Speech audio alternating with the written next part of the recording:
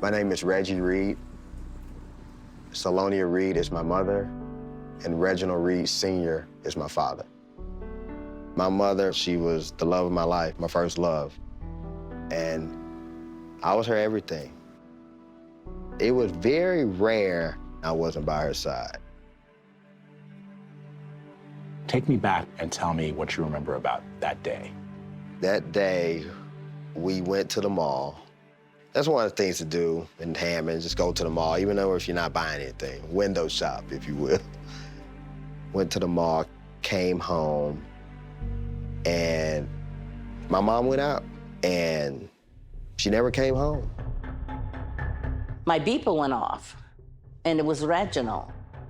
And he asked me, had I seen Salonia? And I said, no, not since yesterday. I was a patrol officer for the Hammond Police Department. I was dispatched to a missing persons call on Apple Street in Hammond, Louisiana. The complainant, Reginald Reed, explained to me that his wife had left home the night before and had not returned, and he was concerned and wanted to file a missing persons report. I had received a description of the car from Reginald. I started to drive up Range Road, and I noticed the car. Walked up to the car and noticed Salonia's body inside the car. It was very, very, very obvious that she was deceased. Salonia was 26 years old at the time. When I watched the crime scene video and saw Salonia's body in that car, immediately I was sad, I was mad. It was pretty apparent to me right away that whoever did this homicide hated this woman. So I called Reginald back. I says, Reginald, have you heard anything? He told me, he said, yes. He said they found her in her car. And he said that she was dead. And that was...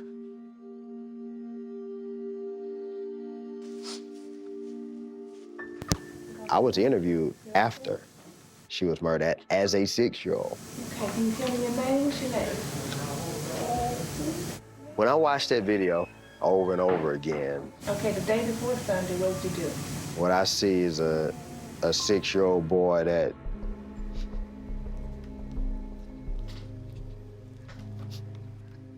life had been changed. He doesn't understand the magnitude of it yet.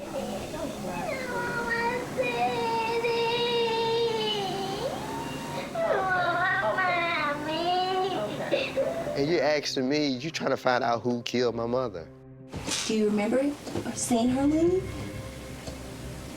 You did? Anytime a young woman Salonia's age is killed the way she's killed, I think most people right away would assume the husband did it, right? And that's the easy way, that's the stereotypical way. But it's also not out of the realm of possibility that this was some killing for another reason. From that day on, my life changed forever. It just begs the question, why?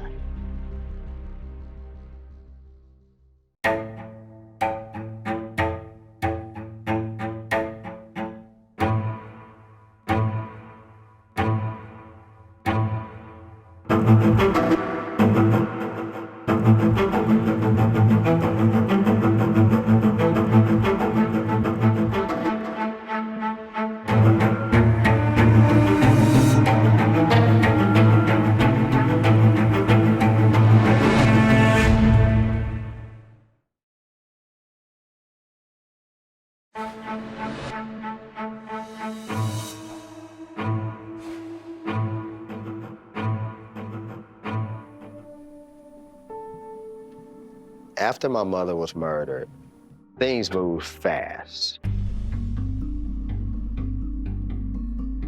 Couldn't really understand, like, why would somebody kill her? Like, what did she do?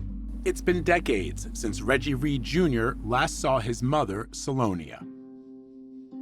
I feel like I missed out on a huge part of life that I'll never get back. Reggie was only 6 years old on August 22nd, 1987. One of the last things he remembers is his mother buying him a chocolate chip cookie. here at the Hammond Square Mall in Louisiana. He told police his mother kissed him when she left the house later that night, but the rest, he says, is a blur. When you think about that, what does that feel like? When I think about how my mother's life was shortened and how my experience was shortened, I feel empty. If somebody says to you, who was Salonia? What do you say? If someone asks me who is Salonia, I would say, you're looking at her.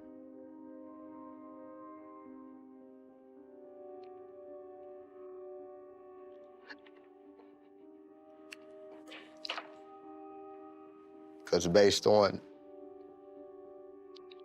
the description, the memories, and what things people have shared, when I look in the mirror, I see my mother. Reggie's memories are at the heart of the memoir he's written about his mother's murder, The Day My Mother Never Came Home. Within these pages, you will find the memories of a 6-year-old boy whose mother was murdered, a 15-year-old young man searching for his place in the world without the guidance and encouragement of his mother. The night my mother went out and never came home, life for me and my father was basically flipped upside down. Charles Muse, now retired, was the police officer who found Salonia's body after taking the initial missing persons report from her husband, Reginald Reed. Salonia's body was in between the bucket seats of the car with her torso over into the back seat of the car. She had 16 pinpoint-like stab wounds in her upper torso, shoulder, and neck. Her blouse had been torn off. Her pants had been removed from her. She had been sexually assaulted as well. Louisiana State Police Lieutenant Barry Ward would eventually be assigned to the case years later. He was only 16 years old when Salonia was murdered. In 1987, I was a sophomore in Marshall County High School in Western Kentucky. When he eventually did pick up the case file, he took note of the lack of blood in the car. It would suggest that she was murdered in another location and then transported to where her body was later discovered at the Johns Curb Market. That market was about 1.5 miles from the Reed house on Apple Street. At the scene, Officer Muse noticed something else about Salonia's naked body. I did see a substance that had been placed on the body. It was a white liquid-type substance on her torso and stomach area. Police believe the white lotion may have spelled out a word, but if there was a message, it had become illegible in the Louisiana heat. The windows were rolled up. It was August at the time. It was very hot out. Detectives bagged any potential evidence, including the butt of a cigarette. A Winston cigarette. Police canvassed the area, but Ward says they didn't find any eyewitnesses or a murder weapon. The following day, on Monday the 24th, a neighbor went to his mailbox and discovered a crucifix and a screwdriver. Given the nature of Salonia's injuries, police at first believed the screwdriver might be the murder weapon, even though it had no visible blood on it. It was early in the investigation, and detectives looked at all the angles, including Salonia's job at Citizens National Bank. She was a teller in the commercial section. She was described as being polite, kind, had a nice smile. Here she is, taking part in a community fashion show, just 1 week before her murder.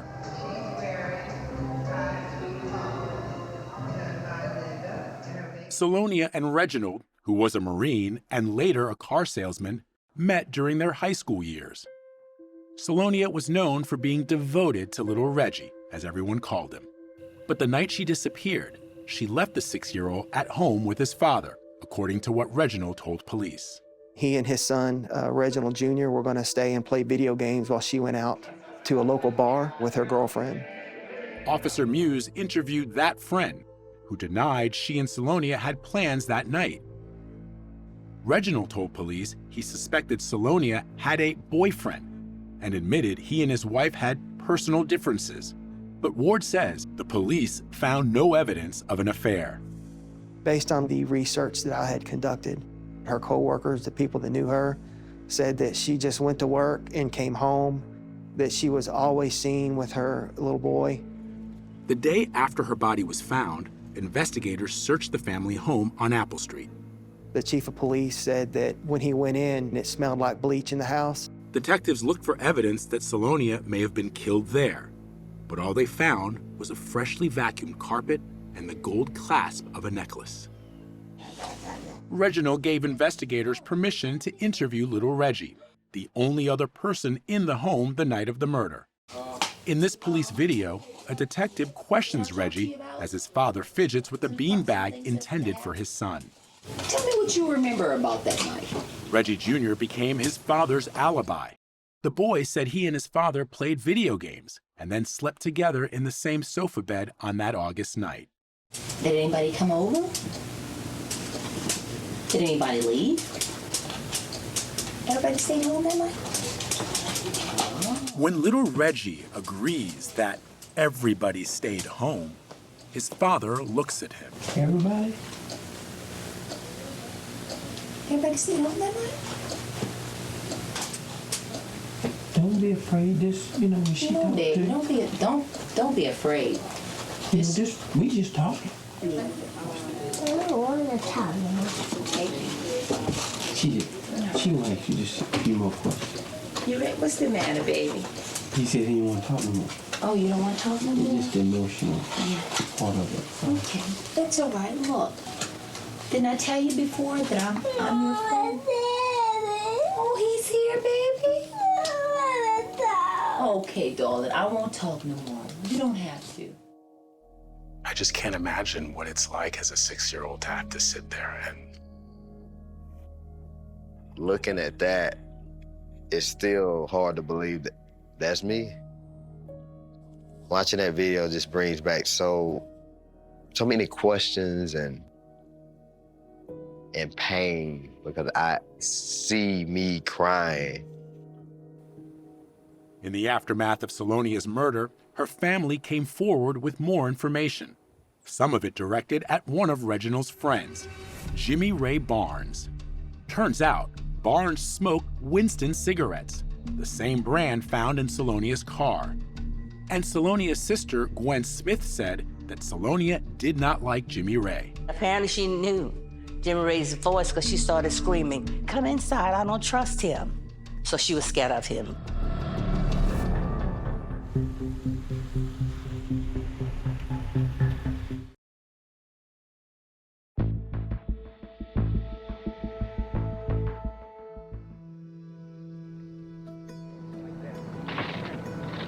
In the days after Salonia's murder, there was one name police kept hearing: Jimmy Ray Barnes, a friend of Reginald Sr.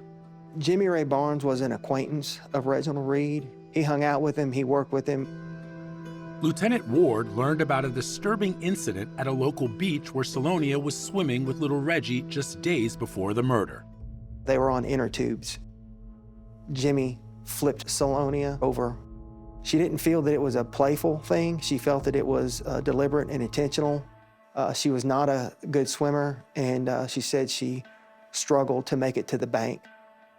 The next night, her sister Gwen said Salonia became frightened when a relative who was visiting Salonia spotted Jimmy Ray Barnes near her home.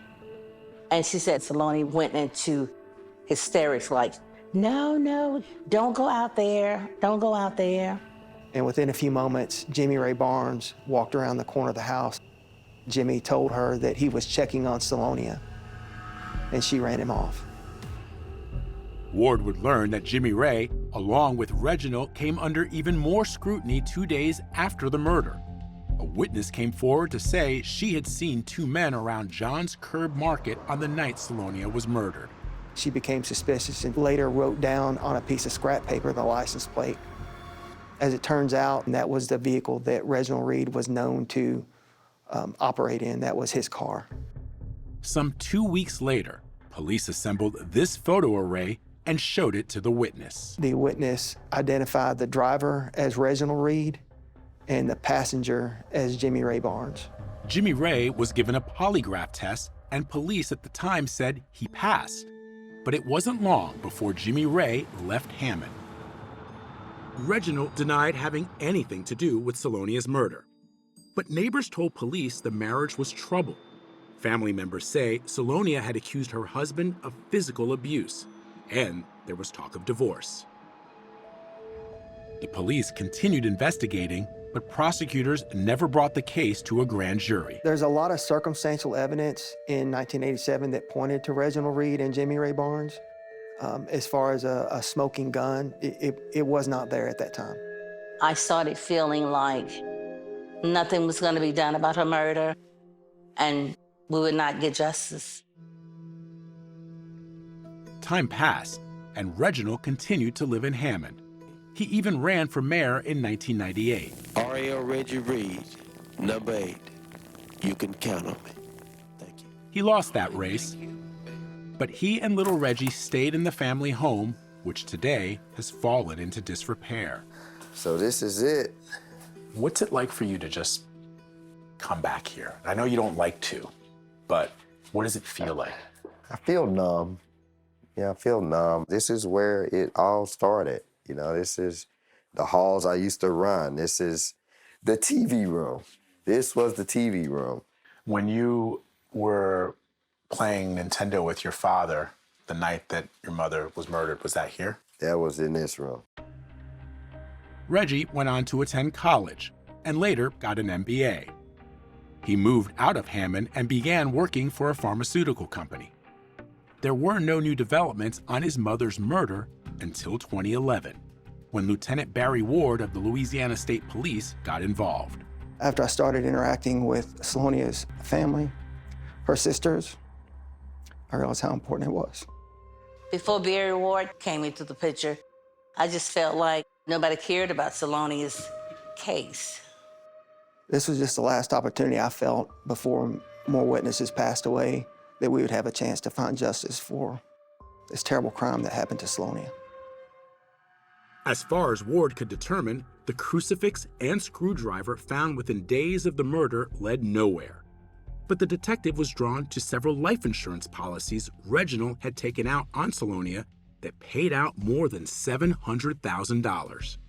Some of those policies were taken out the same month that Salonia was murdered. Ward wanted to re-interview Reggie Jr. in 2012. Reggie was 31 years old and living in Texas. Ward sent a Texas Ranger to begin the questioning. He told me why he was here, and it was to discuss my mother's murder. And the Ranger then told Reggie something he said he'd never heard before. He was not aware that his father was a suspect in the murder of his mother. I was like, where's this coming from? Like, it's been over 3 decades. You talking about my dad, like, killed my mom? I'm like, seriously? I remember asking, is there any new evidence that will surface? And it was nothing new. It's true that the insurance policies had been discovered by the original detectives, but Lieutenant Ward had organized them in a way that he felt was damning. The Texas Ranger asked Reggie about those policies. He showed me a graph, a timeline that showed these insurance policies that were taken out close to her death. Did you all of a sudden say, I need to get to the bottom of this, or what? It was eye-opening, because I'm like, well, that doesn't look good. Well, I gotta learn more, like, what's all this? Reggie struggled to make sense of it all. I did talk to my dad about it over the phone, and his response was he took out policies on everyone. Reggie said he finds it hard to square what the investigation revealed with the loving father who raised him. I look back, I'm like, man, he really did do some great stuff for me. He was a great provider. Ward took a deep dive into the case file and focused on that Winston cigarette butt found in Salonia's car. He sent it out for DNA testing, something that was not widely available in 1987. there was a match in the National Crime DNA Database, CODIS, but not to Jimmy Ray. It came back to a man by the name of Billy Ray Barnes. Billy Ray was Jimmy Ray's identical twin brother, and the DNA supervisor had another surprise. He let me know that identical twins share identical DNA. Lieutenant Ward decided he had to interview Jimmy Ray, and it turned out that Jimmy Ray had been holding on to some key information all these years. Jimmy Ray Barnes did tell me that Reginald Reed offered him $50,000 to quote-unquote knock off his wife.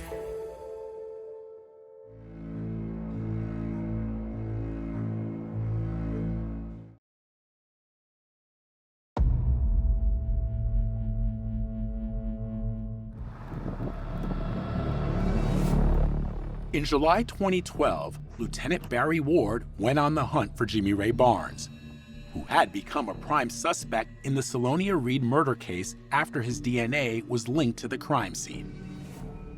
Ward found Barnes in the Atlanta area, where he said Barnes told him he'd fled Hammond because he was afraid of Reginald Reed. Barnes said back then he'd been shot at 3 times and hit once in the neck. Barnes suspected the shooter was Reginald, but had no proof. Jimmy said he was known to carry a gun, but you fast forward 25, now 30 years, Reginald Reed was now an old man. We're on. Okay. Barnes was ready to talk about Reed without a lawyer. But I ain't got nothing to hide. Barnes told Ward that a few days before Salonia was killed, Reed asked him if he would, quote, knock off his wife. Reginald asked you if you would, Yeah. quote, by your term, Right. knock off his wife. And Right. that means you took that to mean to kill her, to murder her. Right. What was your response to that? Hell no. Did he discuss any money with you? Yeah, he discussed money. Ward pressed Barnes to tell him how much money. More than 5,000? Yeah, More than 10,000? yeah, More than 50,000? 50,000. He offered you $50,000. Yeah. Is that a guess, or is that the amount he offered you? That was the amount he offered. But Barnes told Ward that he would not repeat the story in court. I don't trust the law no more. Ward confronted Barnes about that polygraph test from the original case file. Barnes allegedly had passed that polygraph, but Ward suspected Jimmy Ray secretly had asked his identical twin, Billy Ray, to take that test. I talked to Billy, and he said he took that polygraph test. And if Billy looked like you and was questioned over a murder that you took part in, and he doesn't know anything about it, he's probably going to pass that polygraph test. Would that be fair to say? I don't know. I'm not going to answer that because I know I'm the one who took the polygraph test. Ward believed he had a solid case to finally bring charges.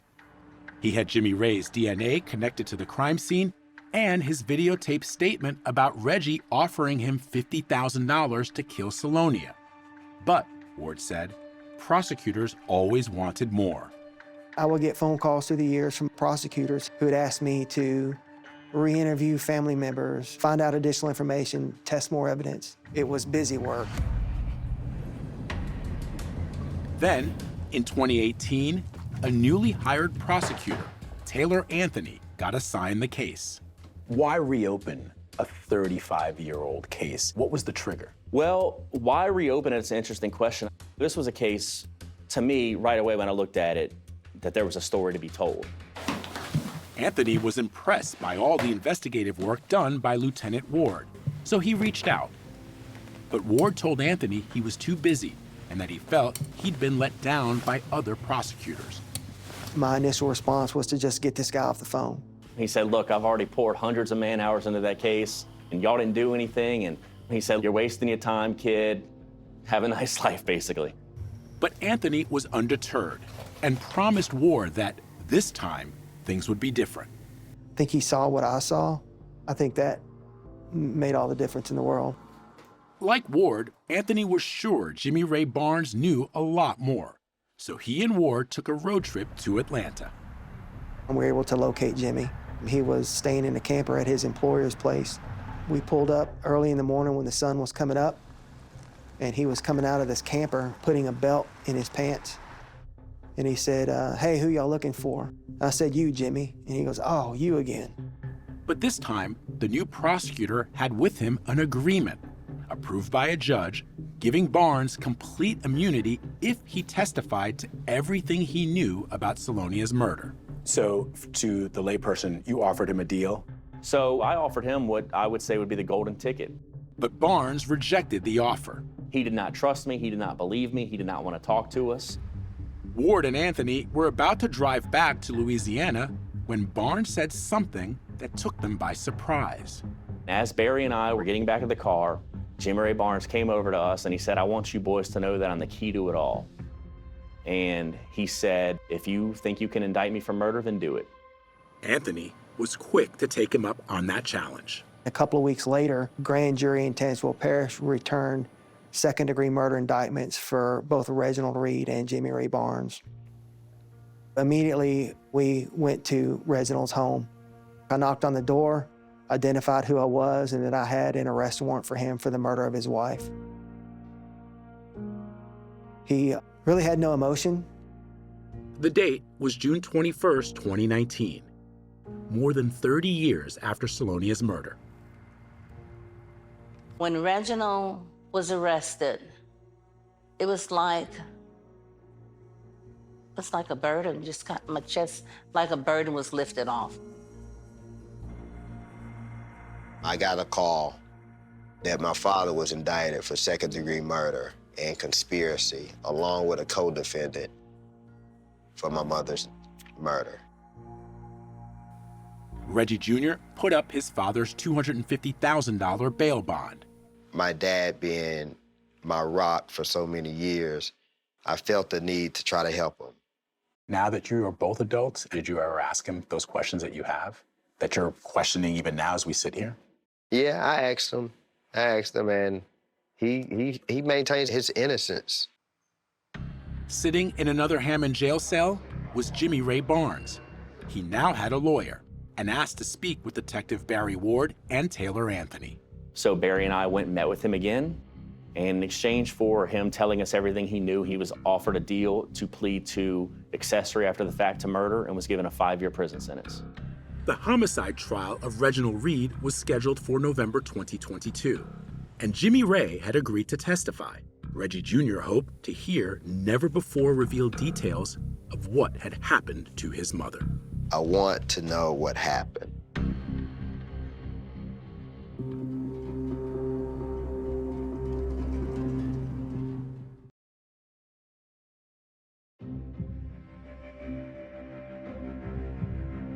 In November 2022, the murder trial of Reginald Reed began in Amite, Louisiana.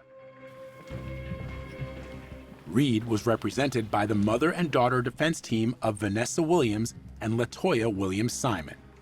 What makes you think that he did not murder Salonia? Their entire case is circumstantial.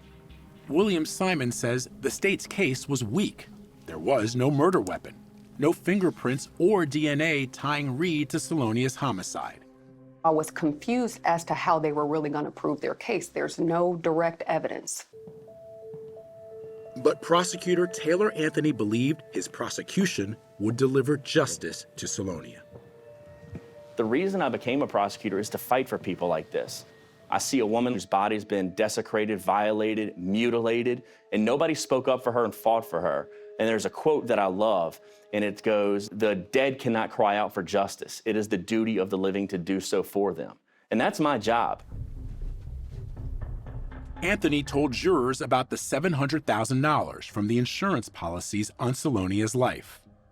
So what was your theory once you put all these pieces together? My theory was that Salonia and Reginald were in a marriage that was about to come to an end. There was a history of abuse, and that Salonia was tired of it, and she was ready to leave Reginald. I think he was angry, and he saw an opportunity for some money. I think that's why he killed this woman.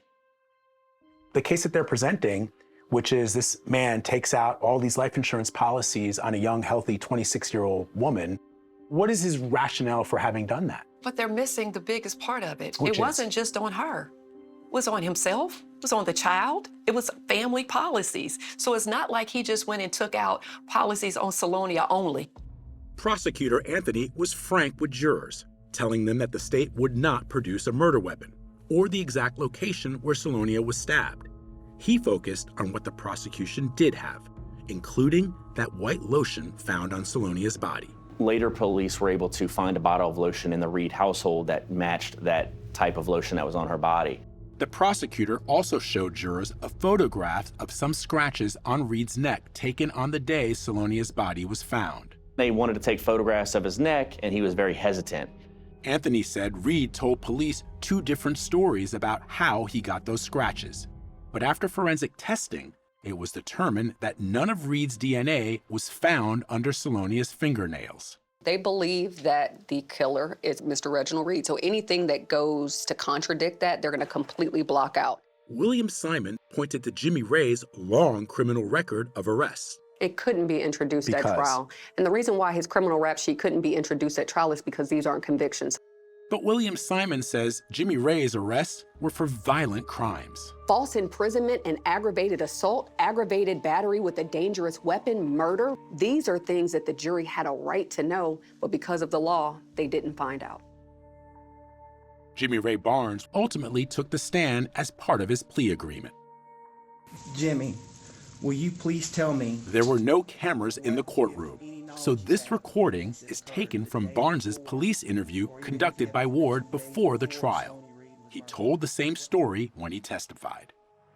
On the night of the murder, Barnes said he promised to meet Reed in the parking area outside John's Curb Market, where Salonia's body had been found. Oh, when I got there, he was getting out of the blue car. The blue car was parked there.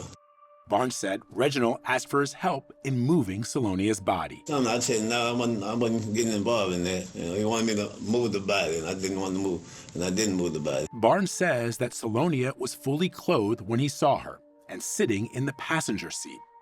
I did see the body in there, and I panicked. My understanding after the fact is that Jimmy Ray Barnes talked to Reggie and said, "Where's the money? You told me $50,000.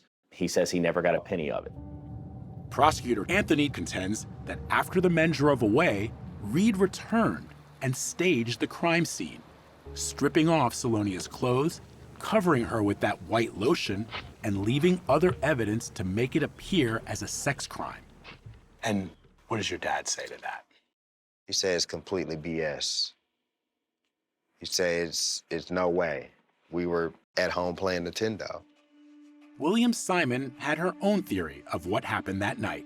All of the information that we've received about Jimmy Ray Barnes is that he was borderline obsessed with Salonia. I believe that maybe he encountered her, tried to make a pass at her, that was rejected, and that's where you see that anger, that rage, that hatred. Sitting through the trial, Reggie admitted that the relentless focus on his mother's murder was upsetting, especially as he watched that crime scene video, which he had never seen before.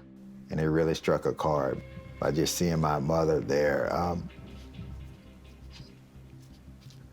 lifeless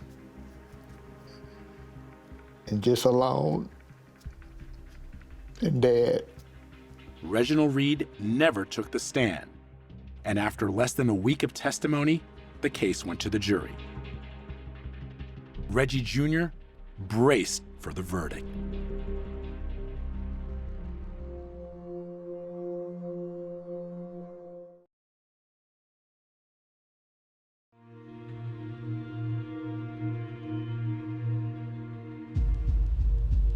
As a prosecutor, when the jury deliberates, it's painstaking. You're just waiting and waiting and waiting. Some of Reginald Reed's brothers and sisters were waiting as well. Kennedy Reed, Belinda Reed Cox, and Claude Reed. Claude, you don't believe your brother murdered Salonia? No, I don't. I don't believe Reggie did that. My brother's not a murderer. He's not.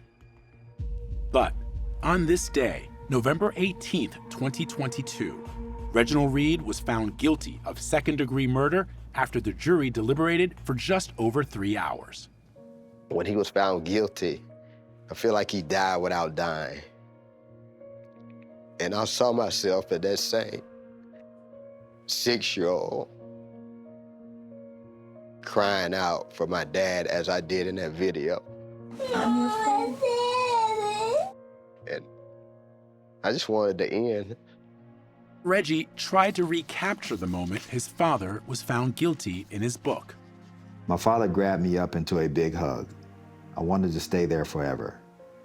He pulled back for a moment, looked me in the eyes, and kissed me on the forehead. We embraced once more, and then they took him away from me. I wanted to tell him, I'm sorry for the loss of your mother. I'm sorry for your father going to prison. I can't even imagine the grieving process that he's got to go through. Reggie says sitting through the trial was excruciating. But when it was over, he still wanted answers. It's my parents' room. Lieutenant Ward has told you that one of his theories is that your mother may have been killed in this room. In this room. I just go back thinking of the manner and the way which she was killed. If she was killed here, how is it possible that they couldn't find anything? Where was I? Did you leave the house after I fell asleep? Questions Reggie cannot answer because he simply cannot remember. On January 30th, 2023, everyone piled back into the same courtroom where Reginald Reed was sentenced to life in prison without the possibility of parole. He did not offer any kind of explanation or statement and said nothing. You know, I want justice, but I didn't think justice was gonna come at the price of my dad going to prison for life. So my question is, do you believe that your father murdered your mother? I don't know. Another question, do I think my dad had some involvement? Maybe. I don't know, though. I don't know. So that's where I'm just, it's like a tug-of-war game. Just knowing the type of father he is, I can't just turn a page and just look at my father as a complete monster. Salonia's sister, Gwen Smith, always believed Reginald was Salonia's killer. Although she and Reggie Jr. are estranged, she still worries about him. I just kind of feel bad for him, you know, because his mom was taken away from him when he was a little boy. What do you want people to know about this case? If you could sum it up for me. I know one thing, my brother did not commit this murder. For Barry Ward, who worked on the Salonia Reed case for a decade, the conviction was just, and he appreciates that Jimmy Ray Barnes agreed to testify. Jimmy Ray Barnes was the key. Barnes served his sentence for being an accessory after the fact to murder. He was freed from prison, and shortly after, on January 27, 2024, he was killed in a car accident. He was in Hammond to attend the funeral of his identical twin.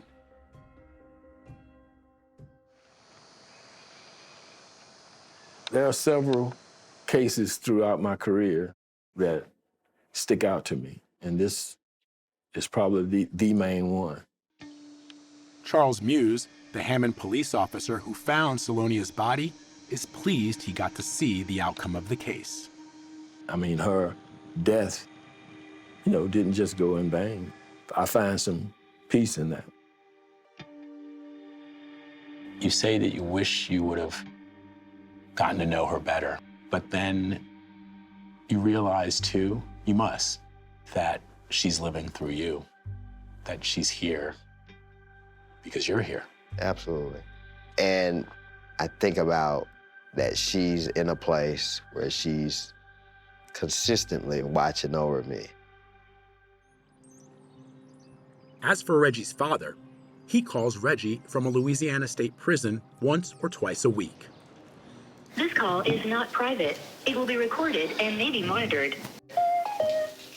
Hey, Ray. Hey. How you doing, man? Good, how you? A 48 Hours producer was present during a recent call. Do you think you got a fair trial? No, of course not. Of course not. Wasn't no evidence. What do you got to tell us about your son? Oh, remarkable. I thank the Lord for him every day. That he was able to understand something that was going on, but that I would never leave him. These days, Reggie has his own family. His son Lathan is nearly the age he was when Salonia was killed. And they often play games just as Reggie did with his father. And in January 2024, Reggie and his wife Paula were blessed with a baby girl. When our daughter was born, we both agreed there's no other name that we should name her except Salonia. You know, give that name an opportunity to live life and be recognized in a positive way. Wow, it's beautiful.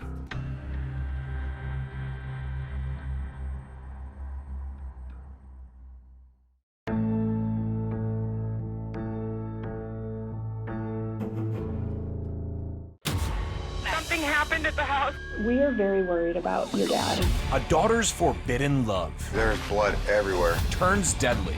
We found several murder plans. Who's the mastermind of all of this? Where were you? 48 Hours is all new. CBS next Saturday, 10/9 Central, and streaming on Paramount+.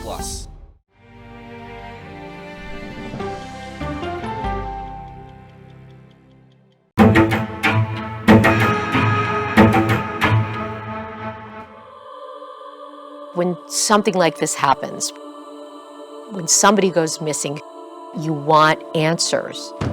But this case is incredibly unique. When you started to dig a little bit deeper, nothing is what it seems. Suzanne Morphew went missing on Mother's Day in May of 2020, and from there on out, it became a nationwide search for her. Suzanne Morphew left for a bike ride, and she never came back. She has 2 beautiful daughters. The family looks to be perfect from the outside. Every picture you saw of them, they're smiling, they're laughing, they're looking like they love each other. She grew up in Indiana, she came to Colorado, and she began to mountain bike. We see pictures of a beautiful woman, an active, physically fit woman, taking advantage of the mountains.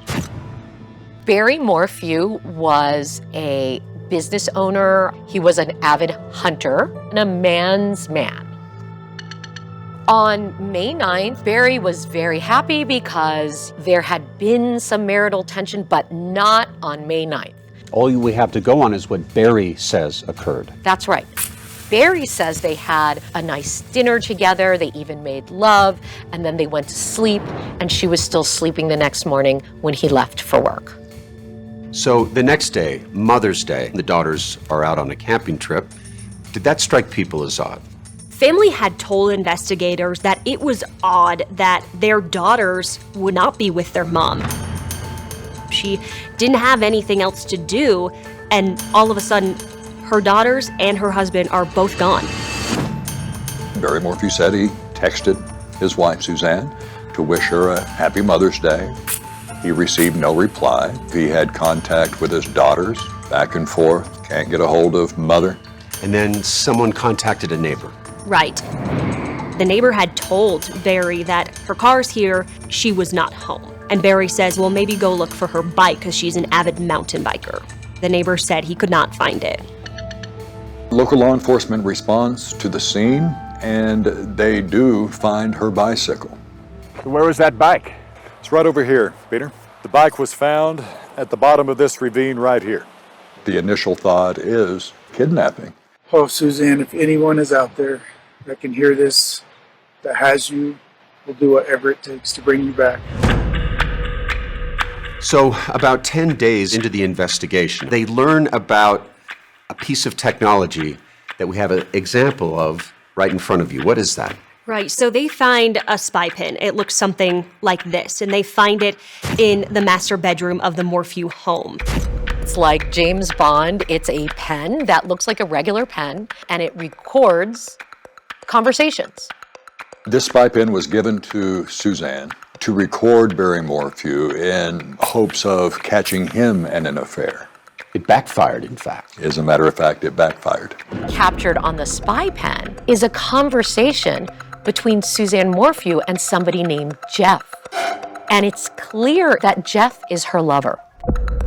They did not know who Jeff was, but it put a new wrinkle into the case for sure.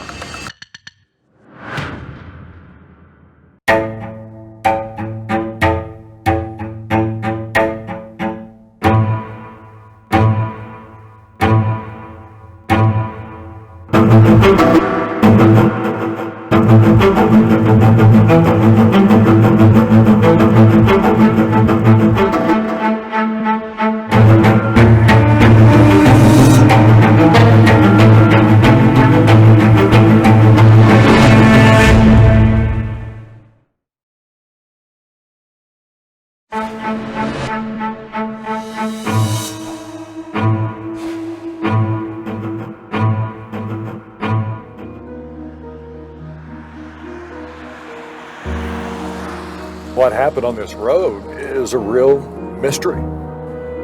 No one knows. Where is Suzanne? In the days, weeks, and months after Suzanne Morphew was reported missing, on Mother's Day 2020, her trail went cold. But the mother of two's disappearance had become the biggest story in Colorado. 49-year-old Suzanne Morphew remains missing. Home of a missing woman from Chaffee County is now being searched. Teams are combing the terrain, even brought in boats to search the local waterways. And we're going to fan out and we're going to work that area very carefully, okay?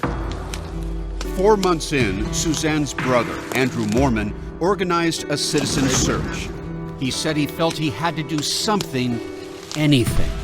I'd hope to find her alive, and at some point, you have to realize when somebody's missing after so long that the chances of that diminish dramatically.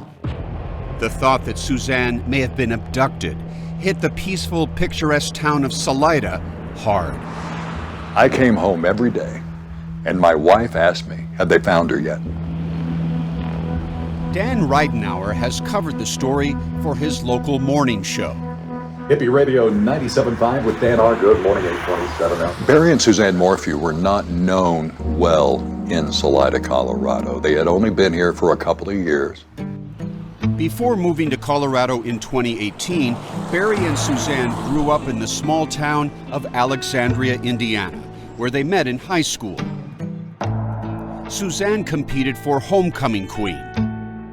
Barry was a star baseball player who was drafted by the Toronto Blue Jays.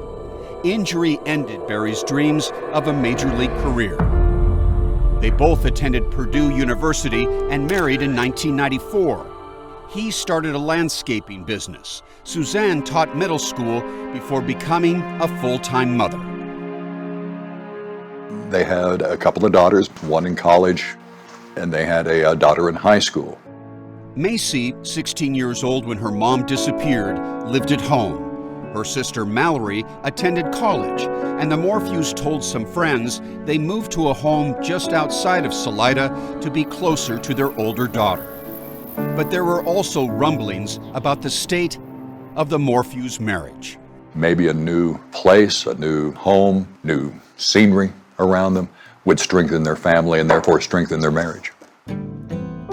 But the move did not appear to improve the relationship. It was a tough time, says her sister, Melinda Mormon. My sister had sent me a text message. It was very lengthy, it was very powerful, it was very revealing. In this Zoom interview, Melinda said she received Suzanne's text 2 days before she disappeared, and it was boiling over with anger toward Barry. The text read in part, "He's also been abusive emotionally and physically. I feel more angry now, anger at what I've allowed." Barry was very dominant in the relationship, and my sister was a very passive, gentle soul. He had a great tendency to overpower and intimidate people to get what he wanted. And what kind of boss was he? You know, he was real quiet, stern. He knew what he was doing because that's what he did in Indiana. Cody Cox was part of Barry's landscaping crew for nearly 2 years when Barry first arrived in Colorado. I talked pretty highly about Barry because I was with him all the time. And he's like inspiration to me almost. He was a real cool guy. Cody said he regularly heard Barry talking to Suzanne as they drove in Barry's truck. They seemed to communicate pretty well. She is a sweetheart. She is a real kind lady. She's almost like an angel, like something you'd see off a Hallmark movie, you know, like real nice, almost too perfect. So when I heard about the news, I didn't believe it. I heard it actually on the radio. And I was like, did they just say Suzanne? And I was like, oh my gosh, who would even want to hurt her? The first day authorities searched for Suzanne, they found her mountain bike close to the Morphew home. Where was the mountain bike found? It was found right over this little cliff right here, resting on these boulders. She was new at mountain biking, so an accident is certainly plausible. I would only ask, where's Suzanne? She would have been injured, yeah? She would have been injured. Investigators believe the scene was staged, and days later, they discovered Suzanne's helmet roughly a mile away off Highway 50. The helmet was found on the south side of the road. This side of the road. Which would be to our left. So was the thought somebody threw it out of a window, perhaps? That's the thinking, yes. It appeared as though Suzanne could have been abducted, and that's when Barry made that public plea. Please, we'll do whatever it takes to bring you back. In those early days, Barry had a theory about what happened to Suzanne that he shared with Tyson Draper, who has his own YouTube channel. They happened to meet at the site where Suzanne's mountain bike was found, and Tyson secretly videotaped Barry. The first night there was a mountain lion. The officer seen it walk by the car, so we thought maybe she got attacked by a lion. A mountain lion killed her? If that happened, there would have been signs of that. There would have been blood, there would have been struggle. So that was a very short-lived speculation.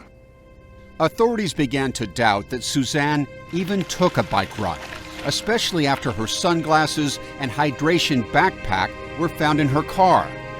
Investigators also found her driver's license and credit cards in her Range Rover, but her cell phone was missing. Did Barry Morphew cooperate with investigators during the course of this? He had been interviewed by investigators through the course of it, and he talked to investigators almost every time. 11 News reporter Ashley Franco is live at the Chaffee County Court. Ashley Franco, who reported on the case for the CBS affiliate in Colorado Springs, has read the police documents, and she says Barry has repeatedly told the same story. He came home around 3 p.m. on May 9th, 2020, and had a pleasant evening with Suzanne. The next morning, Mother's Day, Barry says he drove to a job some 3 hours away. He says the last time he sees his wife is when she's sleeping in their bed. As investigators began trying to verify Barry's alibi, they were pulled in a new direction. Suzanne's spy pen had surfaced with that intimate conversation. Now they needed to figure out the identity of Jeff, Suzanne's lover. Could this man have had something to do with Suzanne's disappearance?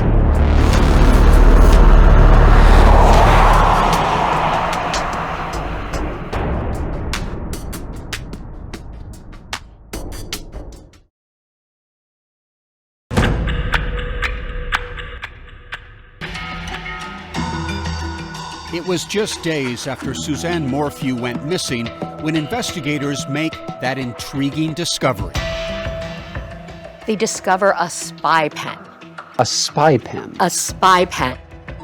Aya Gruber is a professor of law at the University of Colorado and a former defense attorney. She has closely studied all the public investigative files in the Morphew case. She knows it was not easy for investigators to find Suzanne's secret lover, a man named Jeff.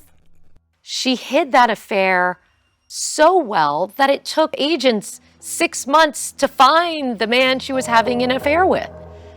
Jeff turned out to be Jeff Libler, and he had a wife and 6 children in Michigan, where he lived.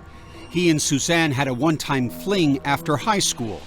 Decades passed until Suzanne reached out to Jeff out of the blue in 2018.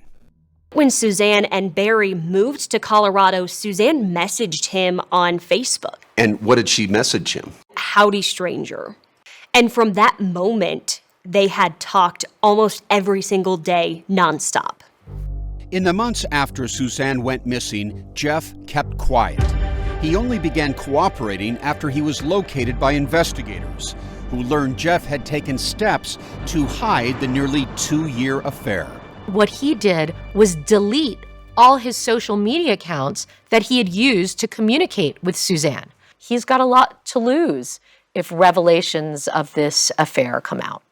Jeff told agents he only took those steps because he did not want to tarnish Suzanne's memory and worried he might lose his family and job.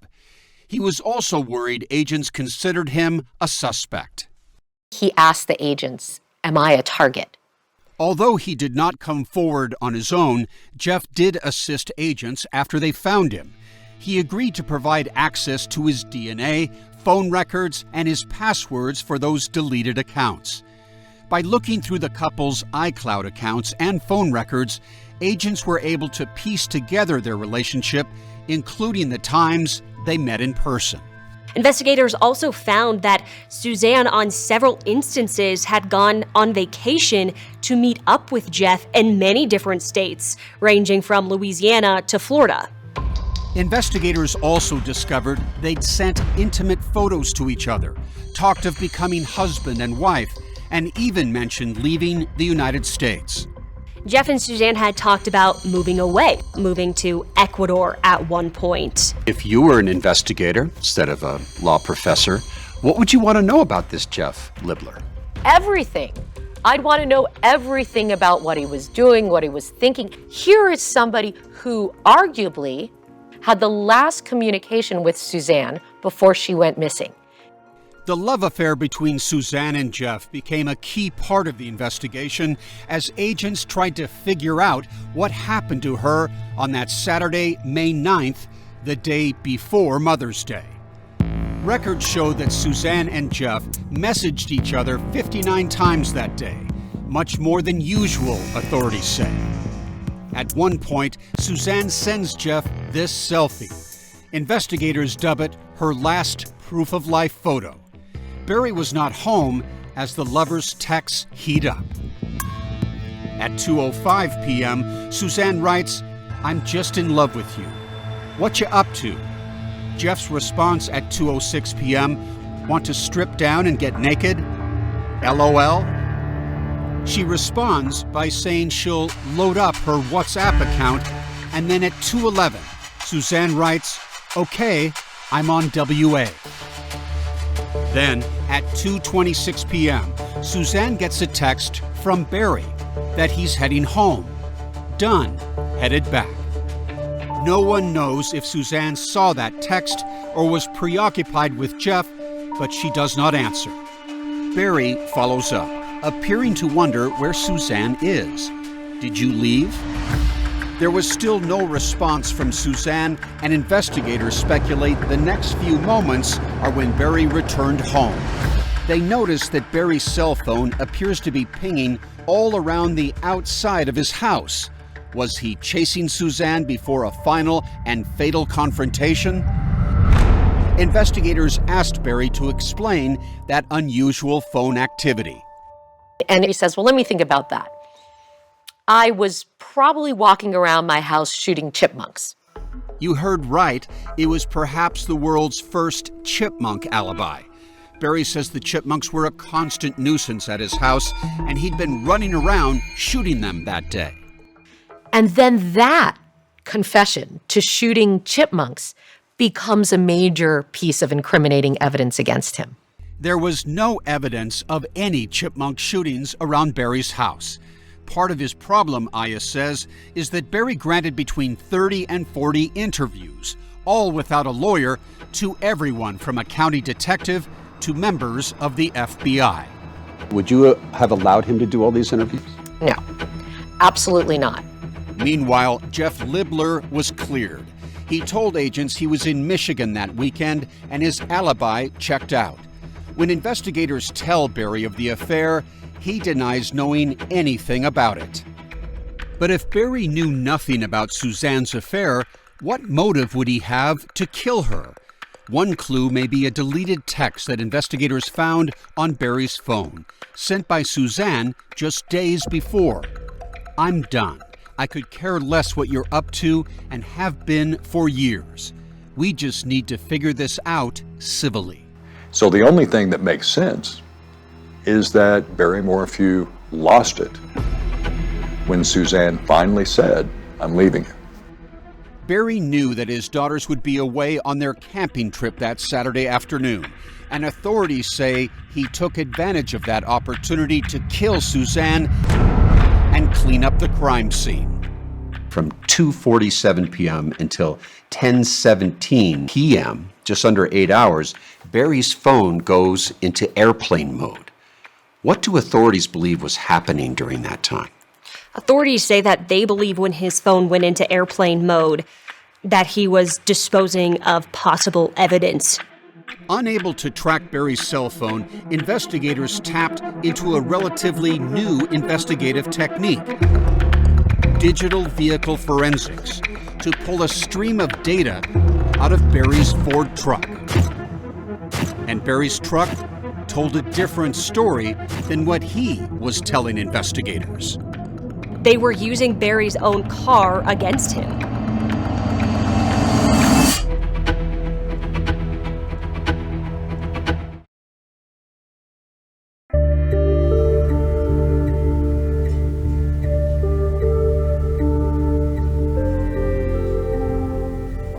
Ben Lemire is an expert in the new field of vehicle forensics. Give me a sense of how your technology from your company helps solve criminal cases. So a lot of times it's used to, locate bodies. Lemire is the CEO of the Burla Corporation. Helps get people convicted. It's helped get people not convicted. Investigators from Scotland Yard to the FBI have learned how to use Burla's software to tap into the dozens of computers in a car. It's accurate enough to be used as evidence in court cases, correct? Yes, sir. It's used every day in cases around the world. Cases like the disappearance of Suzanne Morphew. Investigators created a Burla report, meaning they tapped into the data in Barry's Ford truck to track its movements after his cell phone went into airplane mode. A couple of the pieces of evidence that I think are very harmful to his case come from the data in the car. The prosecution's case is that Barry snapped at one point, the day before Mother's Day. Authorities believe Barry killed Suzanne that afternoon. He told agents he went to bed around 8 p.m. that night, but the data pulled from the truck shows that the truck was put in reverse and moved some 96 feet closer to his house around 9:30 p.m. Investigators think that's when he could have loaded Suzanne's body. Initially, Barry told police that he set his alarm for 4:30 a.m. on Mother's Day and left the house by 5 to drive to a job site in Broomfield, a town near Denver, 150 miles from Salida. But the truck's computers show that someone was opening and closing the truck's doors around 3:30 a.m. Investigators believe Barry began driving toward Broomfield much earlier than he claimed. But there is a 4-hour window, approximately 4 a.m. to 8 a.m., when no activity was recorded by the vehicle's computers. There are events in the car that aren't recorded, so they can't give sort of a full chronological picture. And if Barry hid Suzanne's body during that 4-hour window, the truck's data does not provide answers. Why is data missing sometimes? Well, it gets overwritten. It is a computer, and log files, they only last so long. But Barry helped fill in some of the missing data. He told agents he took a left upon leaving his home instead of a right because even though it was dark, he remembered seeing some elk. He saw a herd of elk, and he's a hunter, so he was interested, and he wanted to get an up-close look.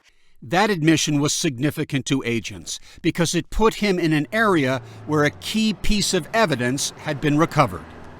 Investigators found Suzanne's bike helmet up that road, so they believe at that point when he turned left instead of turning right that he could have been ditching her bike helmet. At 8:10 on Mother's Day morning, the truck's computers again began recording data. And by then, Barry's cell phone had also come back to life. Agents are able to track Barry's cell and truck movements and can see that he first pulled over at this Broomfield bus stop where he discarded something in a garbage can. And then he moves on to a hotel trash can, a McDonald's trash can, a dumpster in a Men's Warehouse parking lot, and then back to the hotel and dump stuff in a dumpster there. Investigators believe that during these trash runs, he was disposing of evidence in different places within the Denver area. This is a surveillance shot of Barry on one of those trash runs, but investigators could not see what he was throwing away. It may have looked incriminating, but Barry claims it was just another day at the office. He told agents he was merely being cheap, not criminal. And his claim, well, I just always have a lot of junk in the vehicle. I don't like to pay to have it disposed at a landfill. This is just what I do. But it's suspicious that you would go to 5 different trash areas to dispose of several things. Why not just do it at one? After checking out the work site, Barry headed back to his room at the Holiday Inn. And investigators say he stayed there from 12:42 to 6:03 p.m. By then, he'd already spoken to older daughter Mallory, who told him she could not get in touch with her mother. That's when the Morphew neighbors were contacted and could find no sign of Suzanne. Barry asked them at that time if the bike was there to go check on her. Her bicycle is not here. Barry asked his neighbor to call 911. And that's when the call to 911 was placed that Suzanne is missing. Barry doesn't head home immediately, and he is dropping some tools off for his coworkers. Tools including a shovel. With Suzanne now officially reported missing, Barry tells his workers there's a family emergency and arranges hotel rooms with one of those workers taking over Barry's room. When the employee was interviewed, he told investigators that the room that Barry checked out of, it had a strong smell of chlorine or bleach. Which suggests what? That he could be cleaning up a crime scene. Just after 6 p.m., Barry starts driving back to Salida. On the way, Barry speaks to sheriff's deputies who advise him they found Suzanne's bike, and he arrives at that ravine at around 8:40 p.m. And investigators say that when he arrived there, he was pretty emotional for a few minutes. By Sunday night, Suzanne's daughters were back home, but Suzanne is nowhere to be found. No questions asked, however much they want. Barry offered a $100,000 reward for information that was later doubled to $200,000. Investigators later discovered many texts from Suzanne to a close friend that apparently revealed her tormented feelings about Barry. He won't speak of divorce. I feel no peace when he's here. I wouldn't feel safe alone with him. Barry became the prime suspect, and investigators think they know how he killed Suzanne.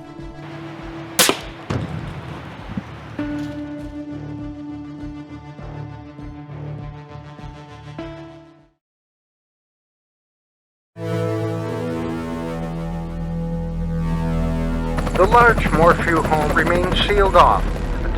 While investigators searched the Morphew home and the family's cars and trucks, Barry continued to talk seemingly to anyone with a badge. Weeks and months went by, and Barry remained at the center of the investigation. Police are absolutely correct as a statistical matter to look at intimate partners when they suspect that a woman might have been harmed or murdered. It's something like 8 out of 10 times when a spouse dies, the other one's involved. Absolutely. Sometimes the smallest item will turn an investigation. And in this case, agents seized on this clear plastic cap that a forensics team had found in the family's dryer.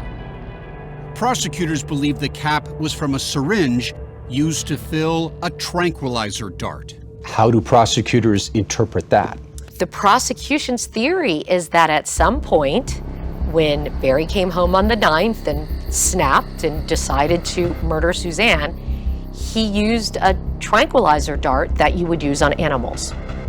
There was no working tranquilizer rifle found in the Morphews' home, but Barry told investigators he was an experienced tranquilizer dart gun shooter. He knew how to load darts with paralyzing chemicals, having used them to illegally sedate deer and remove their antlers to sell.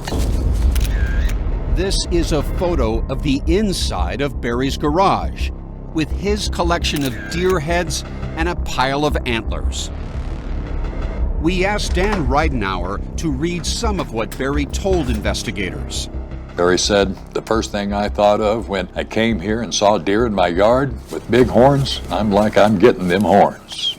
And I'll tell you exactly what I did. I shoot them. They go to sleep. I cut their horns off. It's totally illegal, but you're going to find tranq darts around my property because I've done that. Experts say it can take between 4 and 20 minutes for an animal the size of a deer to drop after being shot with a tranquilizer dart.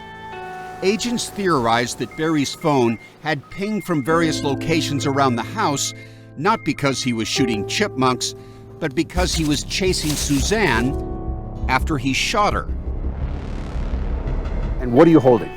What I'm holding is a Teledart model 706 rifle. They use this a lot in parks throughout the country. Andrew Caters, owner and CEO of Animal Care and Equipment Services, showed us a tranquilizer rifle he'd typically use on animals.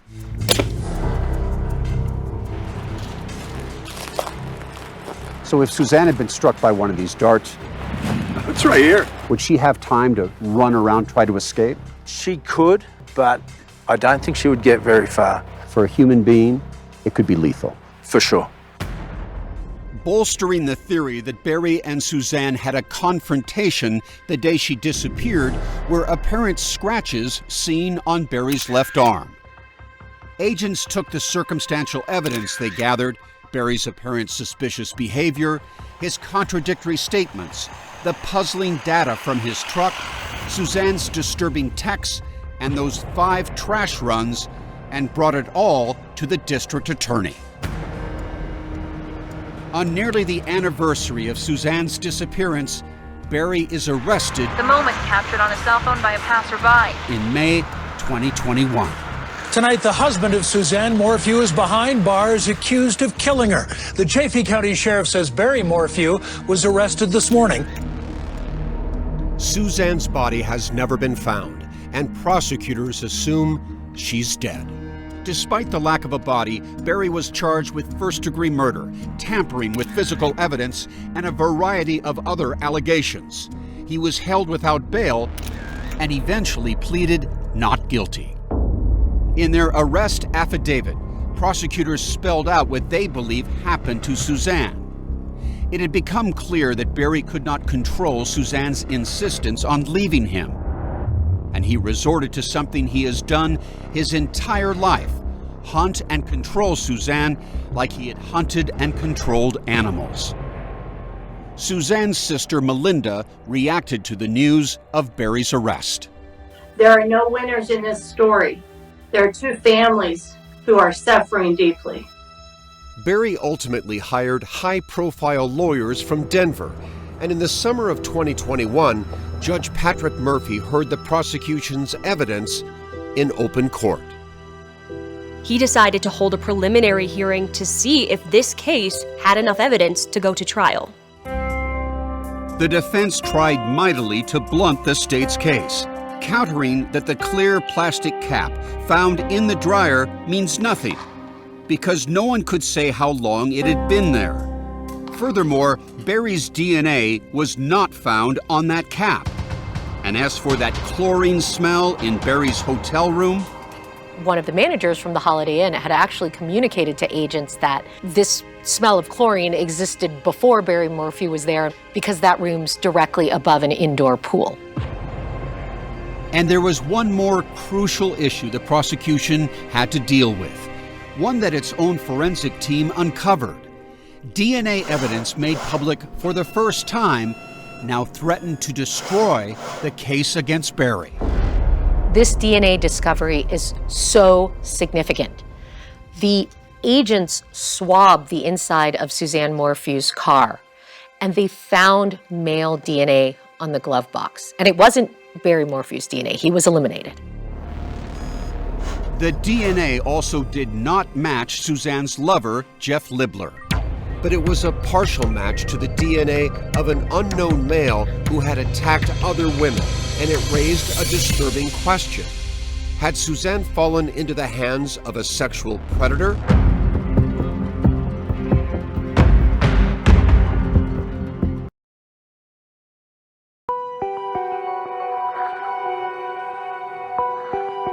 In September 2021, at the Chaffee County Courthouse in Salida, Judge Patrick Murphy heard arguments about whether there was enough evidence to try Barry Morphew for murder. The judge named off 3 different scenarios, saying Suzanne Morphew left willingly, Barry Morphew could have killed his wife, or someone else abducted Suzanne and killed her. He said it was unlikely Suzanne had run off on her own, even though she and lover Jeff Libler had discussed moving to Ecuador. The judge says that because of the evidence that's been presented about how loving Suzanne was toward her daughters and toward her family, that she could never do that. But the abduction theory could not be so easily dismissed, especially after that mysterious DNA was found in Suzanne's Range Rover. Investigators learned that DNA at least partially matched the profile of an unnamed man connected to 3 unsolved sexual assault cases in Tempe, Phoenix, and Chicago. So how can that DNA end up in her car? Well, that DNA can end up in her car if she was the victim, for example, of a serial killer, or there could also be potentially an innocent explanation. But it is very, very curious. Barry Morphew can stand up and say, I'm not your killer. The man whose DNA is in my wife's car, tied to past sexual assaults, that's your killer. Barry Morphew absolutely could say that, and that's what his defense is banking on in this case. In frank language, Judge Murphy gave his opinion of the state's evidence. I find that the proof is not evident, nor is the presumption great that Mr. Morphew committed first-degree murder. Despite that, the judge ruled there was probable cause to go to trial. But this judge was very careful to say, look, I'm finding probable cause here, but it's only because I am looking at all the evidence in the light most favorable to the prosecution. At that point, Barry had spent months in jail. The judge says $500,000 cash only bond. And are they monitoring him in some fashion? Barry Morphew is wearing an ankle monitor for them to track him to make sure that he is staying in Chaffee County. A few days later, on September 20th, 2021, Barry Morphew and daughters Mallory and Macy are all smiles as they leave the jail. Barry, how does it feel? How does it feel to be out? They stand firmly behind their dad. Barry declined our request for an interview. Barry Morphew's homicide trial was to begin on April 28, 2022, but in the months leading up to that date, Judge Murphy recused himself, and Judge Ramsey Lama replaced him. And Barry's defense team, led by attorney Iris Eaton, filed motions asking that prosecutors be sanctioned for failing to produce discovery in a timely manner, including some potentially exculpatory evidence, like the male DNA found in Suzanne's Range Rover. There's DNA that is placed on all the critical items of evidence in this case, on the bike helmet, in the house, in the car, that is linked to unknown males. In April 2022, Judge Lama ruled that prosecutors repeatedly had missed deadlines and had failed to turn over important information in the discovery phase. The judge wrote that while he did not find those actions, quote, willful, the court does find this pattern to be negligent, bordering on reckless, unquote. The judge's penalty was to knock out 14 prosecution witnesses, including experts in DNA and cell phone and vehicle data recovery. They would not, he said, be allowed to testify. This case is incredibly unique. Law professor Aya Gruber said the case was going to be an uphill battle for prosecutors even before she heard about the most recent sanctions. There are not many murder cases where the defendant has been charged with first-degree murder, where there is no body, no blood evidence of any foul play, no eyewitnesses. On April 19th, 2022, as a pretrial hearing was about to begin, District Attorney Linda Stanley filed a motion to dismiss the murder charges against Barry Morphew without prejudice, meaning the case could be refiled at a later date. In her motion, the DA pointed to the court's decision to bar several key witnesses. Without this crucial evidence and without the victim's body, the people cannot move forward at this time in good faith. Neither Barry, his daughters, nor his lawyer had any advance warning. I didn't know a dismissal was coming today, although the writing was on the wall. In her motion for dismissal, DA Stanley told the judge that officials believe investigators are close to discovering the location of Suzanne Morphew's body. Court papers specifically mention a remote and mountainous region nearby the Morphew residence that will be excavated after 5 feet of snow melts. Where is Suzanne Morphew's body? That is the million-dollar question. Remember, there was an approximate 4-hour gap not recorded by the computers in Barry's truck on Mother's Day morning, 2020. Whether investigators ultimately were able to recover some of that missing data or received a tip about the location of Suzanne's remains is not known. The San Isabel National Forest, again, is 1.1 million acres. There's plenty of places to dispose of the body.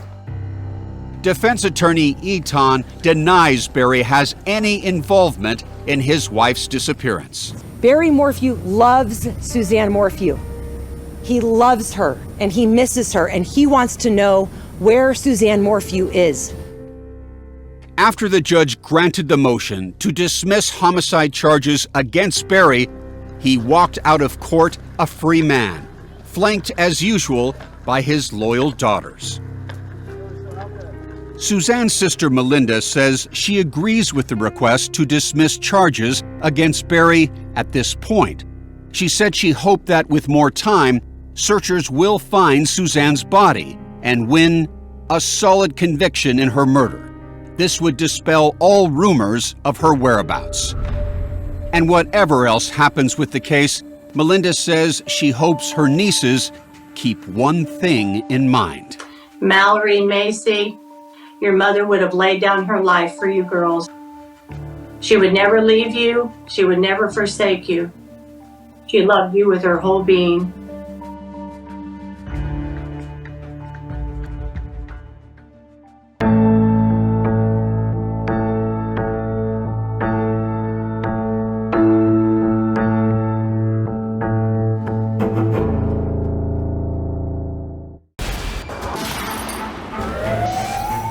Hours.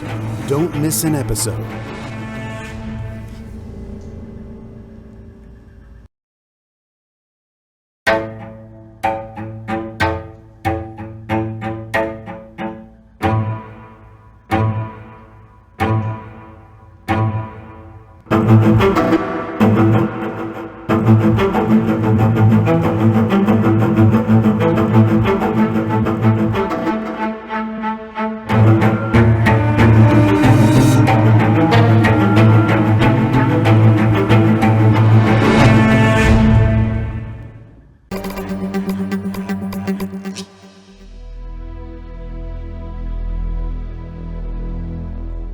most Wisconsinites, Green Bay is a magical place. It's where the Packers play. It's a fun town and everybody knows everybody. Drinking is part of the Wisconsin tradition. Green Bay is a great downtown pulse, and I feel it's relatively safe. Nobody would ever think that something like this would happen in our community. Continuing coverage tonight of a death investigation in the village of Bellevue. When I had gotten the news, I just shook. I just shook. There is police activity in the field. I was a good friend of Nicole Vanderheiden's. She was my neighbor. We watched each other's kids. She just was a ball of fire. Nicole Vanderheiden was 31 years old. She was living with her boyfriend, Doug Dietrich, and they had just had a baby together. It was Friday, May 20th of 2016. Doug and Nicole decided to go out that night. This was an opportunity for them to go out and have a great time. The night didn't end in a great time, it ended in a nightmare. Nikki walked off into the darkness that night. She just walked off, she vanished. That was the last anyone saw of her. About where was she found? Right down this embankment. When we arrived on scene on this one, we kind of knew right away it was probably going to be different. So at the scene, that was the most apparent thing, is the trauma to the left side of the face. When you came here, there was no way to identify her. You had no idea who she was? Not right away, no.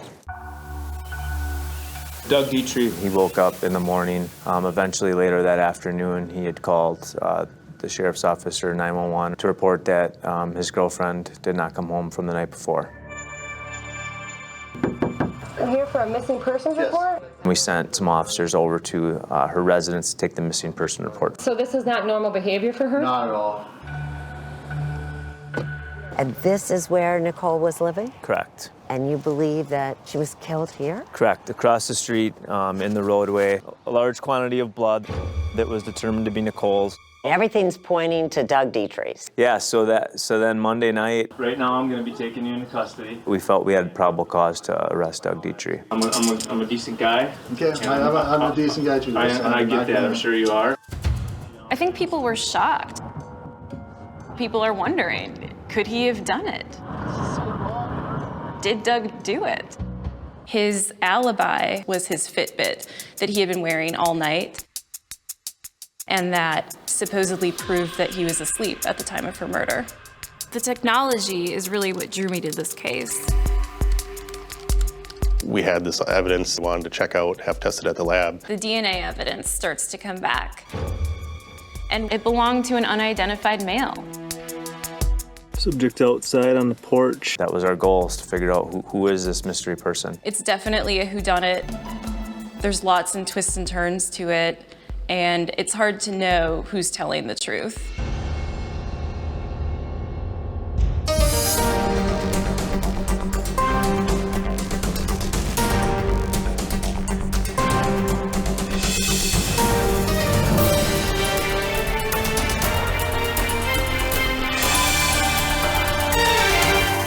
"48 Hours, the Fitbit Alibi," reported by Aaron Moriarty.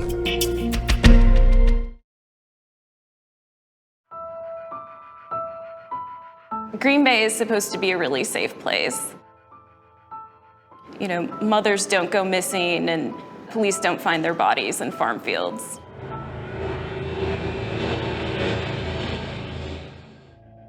February 2018. Friends and family of Nicole Vanderheiden gather in a packed Brown County courtroom, seeking justice for her brutal, senseless murder 2 years earlier. What happens in this case could definitely come down to the technology. Kate Bricollet covers crime for the Daily Beast. Who would do this? Who would do this to Nikki? I was just, it's not real. You know, that can't be. Tiffany Hoffman was a close friend of Nicole's, who everyone called Nikki. They had been friends for years and shared a love of the outdoors. What's the first thing that comes to mind when you think of her? Light, spirit, a verve and a zest and a zeal. She was close with her family and loved her children. Nikki was a mom to 3, Michaela and Tyler from a previous marriage, and 6-month-old Dylan, whose father was her boyfriend, Doug Dietrich. The two had met in January 2015 and soon moved in together. She was really, really happy. When she talked to me, she said they both were excited. Yeah, that they both were excited to have a baby. On the night of Friday, May 20th, 2016, Nikki and Doug make last-minute plans to get a babysitter and join friends at a bar called The Watering Hole to see a Steel Panther concert.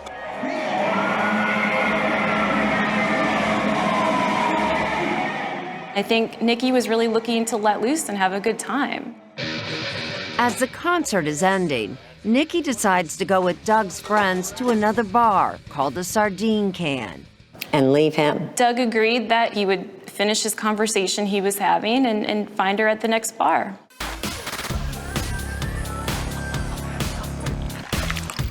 As seen on this Sardine Can security camera, Nikki appears to be having a great time, talking and dancing with friends. But as the night wears on and Doug still hadn't shown up here at the Sardine Can, she gets upset and begins sending him angry texts. They were scorching, and they were all but accusing him of infidelity. Sometime after 11:30 p.m., Nikki tries calling Doug, but he doesn't answer. So another friend calls Doug, and he answers, and this enrages Nikki. And so she gets up and leaves the bar. One of Doug's friends runs after Nicole, begging her to come back to the bar, but she refuses. Instead, Nicole walks down this street, turns left, and vanishes into the night. When Doug finds out that Nikki has left, he and his friend Greg drive around looking for her. When they can't find her, they go into the Sardine Can, where Doug, seen here in long pants, has more to drink before the two of them head out. Brown County 911, what is the address? We just found a human body laying in some weeds. Okay, sir. Early the next afternoon, farmer Richard Vandehei makes a gruesome discovery. Over this hill right over here. Yep. At first I thought it was a deer because of the rust color in her hair. Then I realized it was a young lady. She was naked other than socks that were on her feet and a pink wristband. Other than that, we had no form of identification.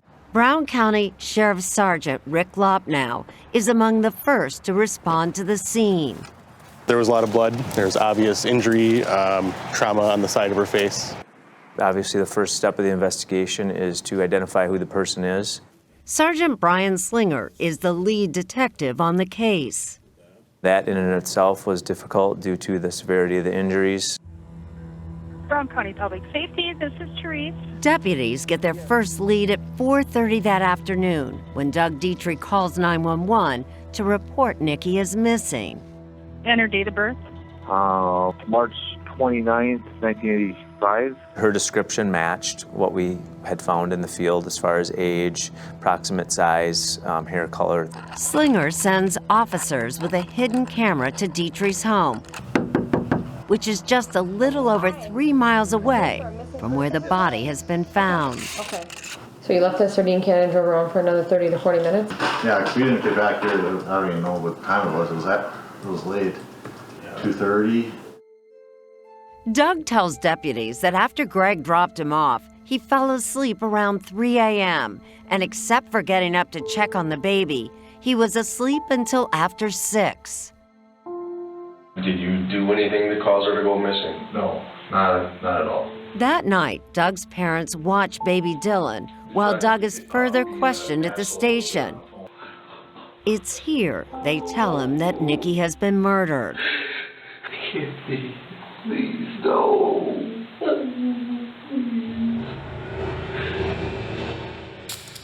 As Dietrich is being questioned, detectives get a warrant to search his and Nikki's home. They find blood on the floor of the garage and in Nikki's car.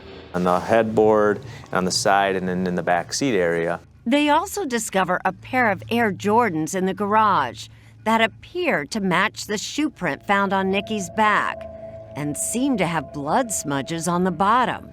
For us, it's adding up. Okay, this is our guy. Just before dawn, an off-duty patrolman reports items scattered along a highway ramp less than 2 miles from where Nikki's body has been found. There's a purse as well as her cell phone and items that she was wearing that night. And there are more damning clues found in a neighbor's yard who lives across the street from Doug and Nikki. And what was found here? A large quantity of blood that was determined to be Nicole's, as well as some clumps of blonde hair. And then there was also a cord, which I would describe as like a phone charging cord. This was a huge discovery. Now they had a murder scene, and it was 118 feet from Dietrich's front door. More than 70 pieces of evidence are sent to the state crime lab. Seconds. Now, detectives had a theory about how Nikki had died. There was some sort of argument between her and Doug, maybe when she got home. Somehow it ended up out in the street. Right now, I'm going to be taking you into custody. Sheriff deputies are recording when they arrest Doug Dietrich, who quickly becomes emotional. I just want to answer everything and just get this cleared up. Dietrich isn't charged with murder, but deputies hold him on a $1 million bond while they wait for DNA results.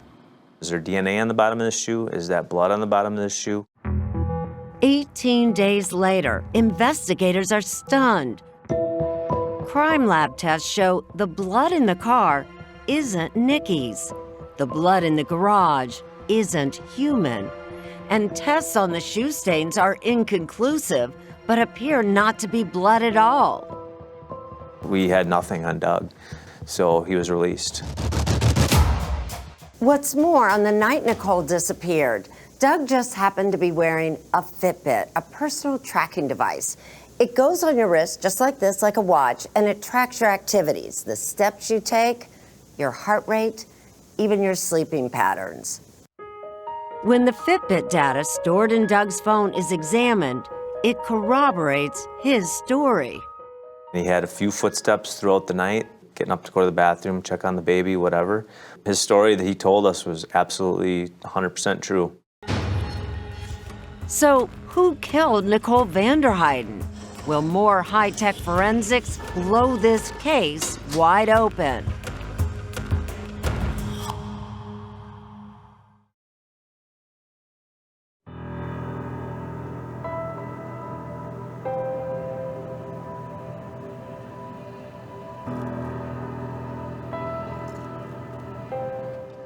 Nicole's mother and her brother Brandon struggled to understand how anyone could murder their beloved Nikki. It was a horrendous thing, and it's just so hard to let that out of your heart. What do you miss the most? I'm waiting for her to come walking through my door again, you know. I miss her the most. I miss her. I have a picture of me and her when we were younger. Just look at that every night and miss her all the time. Remember, the evidence appears to clear Doug Dietrich, so in June of 2016, his focus turns to raising his son Dylan, while Nicole's 2 older children live with their father. The case torments Sergeants Brian Slinger and Richard Lopp now. They are back at square one with no idea who did this. 2 of you have this horrific murder on your hands. What are you feeling at that moment? We needed to figure out how Nicole got home. We pulled video cameras from every single bridge in the city of Green Bay because in order for her to walk home, she would have had to cross a bridge. They re-interview witnesses, re-examine phone logs. It was getting to the point where, you know, we had looked at each other and said, oh, I really hope this isn't a cold case. Their first big break comes over the course of the summer. DNA results trickle in, and they are tantalizing. The investigators learn that many of the samples taken from Nicole's clothing and from the neighbor's yard have DNA from an unidentified man on dozens of samples, the same partial profile, but never enough for a positive ID. We had this one consistent mystery guy, I guess you'd call it, and our job was to try and find out who that was. It was just a very confusing time. Nobody knew who would have done this to Nikki. And then finally, that August, almost 3 months after Nicole disappeared, the investigators get a call from the crime lab. One of the socks Nicole had been wearing has enough DNA to run through the national database, and they get a name. The excitement was amazing. The DNA belongs to a man named George Stephen Birch. I was a hit out of the state of Virginia. Virginia? Yeah, Virginia. So it was like, okay, who is George Birch and why is he in Green Bay, Wisconsin, of all places? Yes, we have a name now, but now we need to start digging on who this person is. Birch moved from Virginia to Green Bay on March 1st, 2016, looking for a fresh start. A longtime friend gave him a place to stay and helped him find a job. He also loaned him a car, a red Chevy Blazer. That red Blazer would provide crucial evidence.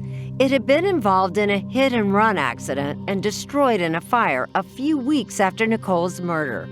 So when detectives run Birch's name through the local police database, up pops the accident report, which leads them to an address for George Birch.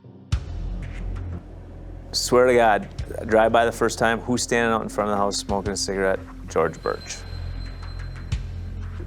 My hair stood up on the back of my neck, I had goosebumps, it was like, oh my God, there's our guy.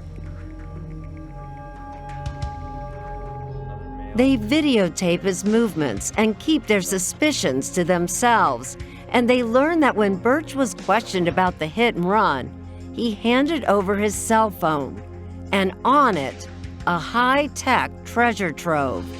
He gave them consent to search his phone. They extracted the entire thing. So I requested a copy of that. It's an Android phone that had a Gmail account associated with it.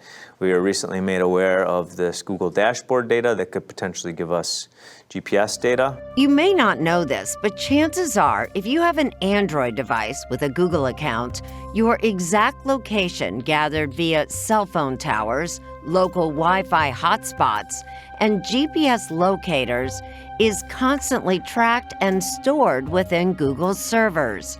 The information can be viewed with a tool called Google Dashboard. The investigators obtain a warrant to view Birch's Google Dashboard. What they get back is astonishing. Birch started the night that Nicole disappeared at Richard Cranium's, a bar a half-mile from the sardine can. The data tracks Birch at 2:30 a.m., leaving Richard Cranium's and driving to Nicole's house, the crime scene, where he stayed for nearly an hour. It was very obvious that here's our guy. He is next tracked at the field where Nicole's body was found. Then near the off-ramp where her bloody clothes were discarded. And then at 4:22 a.m., back at his home. I mean, when you saw that he was right there, what was your reaction? I mean, it's a huge piece of evidence, obviously. Finally, enough for an arrest, captured on police dashboard cameras. We sent one guy out to the house a little bit earlier to get eyes on, and he called me, and he's like, oh my God, he's on the move, we gotta go now. We all had to rally up, get in our cars, and drive.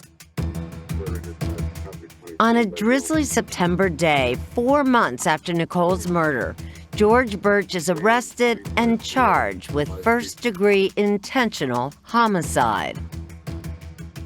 The reason you're here is in reference to a homicide investigation into Nicole Vanderheiden. So if I read your Miranda rights, you don't want to talk to me? So I would prefer a lawyer. Okay. Nicole's former brother-in-law, Sean Vanderheiden, says the news came as a big surprise. I had no clue who he was or where this guy came from, but I was just happy to hear that they had someone. Nicole's family and friends have a new anguish. waiting for a trial. In March 2017, on what would have been Nicole's 32nd birthday, they came together on Lake Michigan to release lanterns in her honor. It was so cold, but her memory, warmed us. We all went out on that dock, on that pier, and lit our lanterns and sent them off into, her memory. Why lit lanterns? Why was that used to honor her? The light, her light. She was a light for so many in this world. All rise. Nearly 1 year later, on February 19, 2018, George Birch goes on trial for Nicole's murder. The prosecution has a strong case. Mr. Birch must be held accountable. But according to the defense, prosecutors have the wrong man. You will know that Douglas Dietrich, Nicole's boyfriend, murdered Nicole.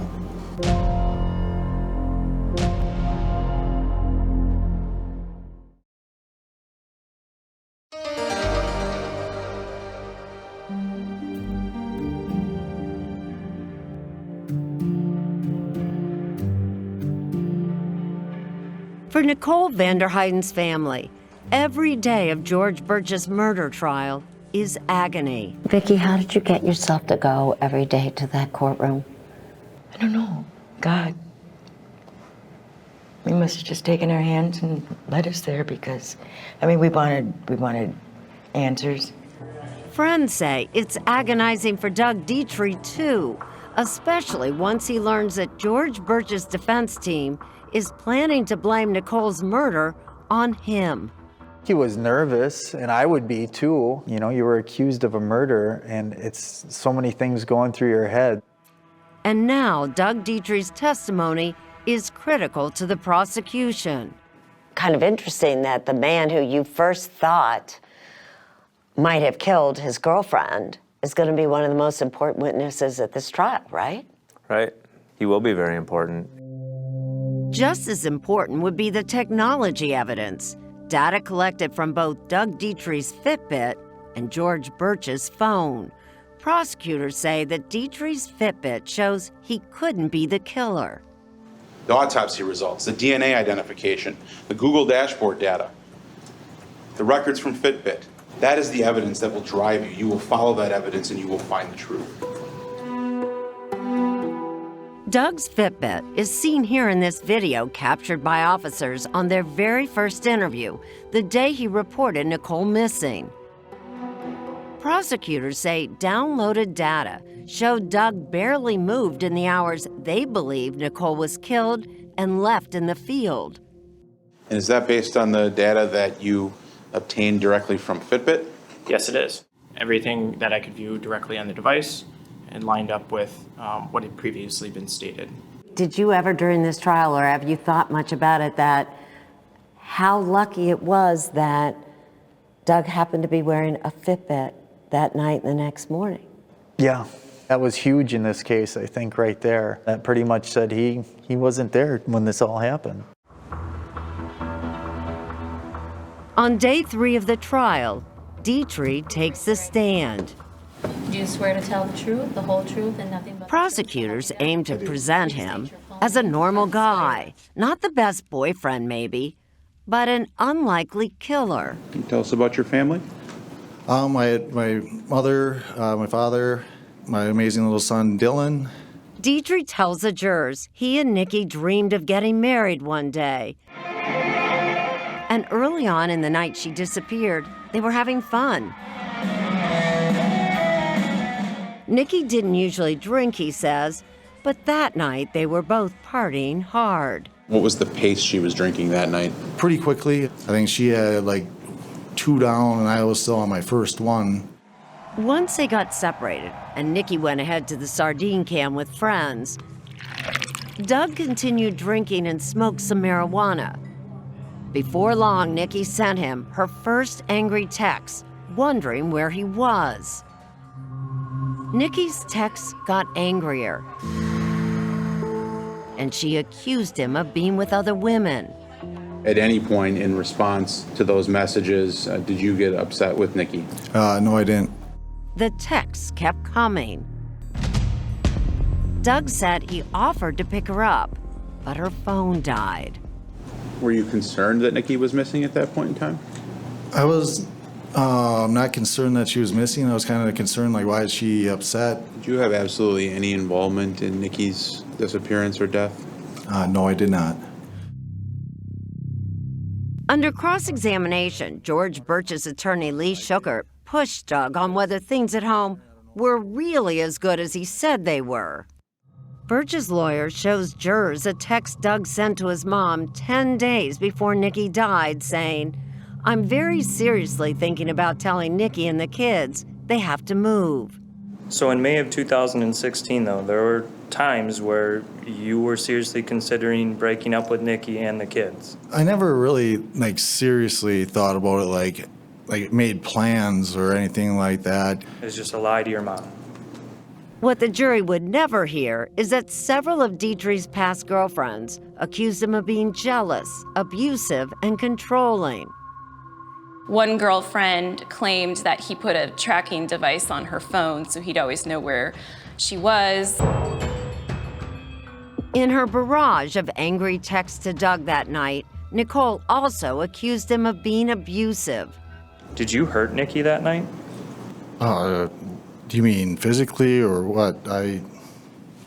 No, I mean... Did you physically beat her in the past? No, I never physically beat Nikki. Had you cheated on her in the past? No, I have not. You know, Doug is not an angel. Isn't that going to be a problem in this jury? Doug Dietrich's not on trial. George Birch is on trial. Defense attorneys asked the babysitter who took care of Dylan that night to recount an odd conversation she had with Dietrich the day after Nicole died. I just asked, what happened? You know, like, what happened? And he just replied, I don't know, she hit her head and then she just wanted to walk home. So specifically, when you had asked him what happened, he said, I don't know, she hit her head, correct? It came out of his mouth, that comment. Would the questions raised about Doug make jurors wonder if the right man was on trial? And would they buy George Birch's stunning version of what happened that night? It was fairly dark. I saw someone standing behind me. Who was it? It was Doug Dietrich.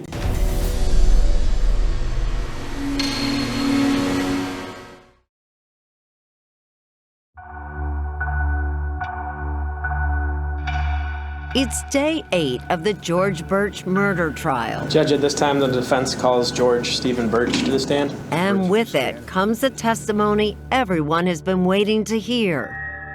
George Birch's version of what happened the night Nicole Vanderheiden was murdered. Let's start from the beginning. Okay. Prompted by his attorney, Birch tells jurors he's a hard-working family man with an easygoing nickname. Most people call me Big Country. Public defender Scott Stebbins takes Birch back to the night of the murder. Birch claims he ran into Nicole at the local bar called Richard Cranium's. How were you acting towards her? I was flirting. And how was she acting towards you? Somewhat the same, pretty much. Flirting back and forth with each other. According to Birch, they continued flirting until closing time, around 2:30. And just as the Google dashboard evidence showed, he drove Nicole the 8 miles to her house and pulled up to the curb across the street. We sat there and talked for a few minutes. Okay, what happened after that? Started just fooling around, messing around a little bit. Started kissing. Birch then detailed what he says was consensual sex. Nicole was in the back seat, and Birch, too big to fit in the back seat with her, stood just outside the rear passenger door. I was standing outside the Blazer. Nikki's family and friends had to sit there silently and listen. Anyone who knew Nicole knew that that was nothing that she would ever do. That was not her. She was... But it's what Birch says happened to him while he says he was having sex that was perhaps the most difficult to accept. He says he was knocked out. The next thing that I remember, apart from us having intercourse, was literally waking up on the ground outside the truck. Did you hear anything? The first thing I heard was, don't even think about it. Birch said he turned and saw someone standing behind him holding a gun. At that point, did you know who that individual was? Never seen him before in my life. Do you know who that individual is now? Now I do. Who was it? It was Doug Dietrich. Birch says he saw Nicole laying on the pavement. I didn't know if she was alive. There was a lot of blood. The 6'7", 250-pound Birch said Dietrich told him to put Nicole's body in the Blazer and then drive to the field. Dietrich, he said, ordered him at gunpoint to carry Nicole's body down an embankment. That's when I turned, and with everything I had, I lunged at him and pushed him as hard as I possibly could. Birch said he ran back to the Blazer and headed for home, throwing Nicole's clothes out the window on the way. The next day, he met up with friends and went fishing. You didn't call 911? No, sir. But he didn't tell anyone else either. You don't tell them people. People get killed all the time where I'm from for that.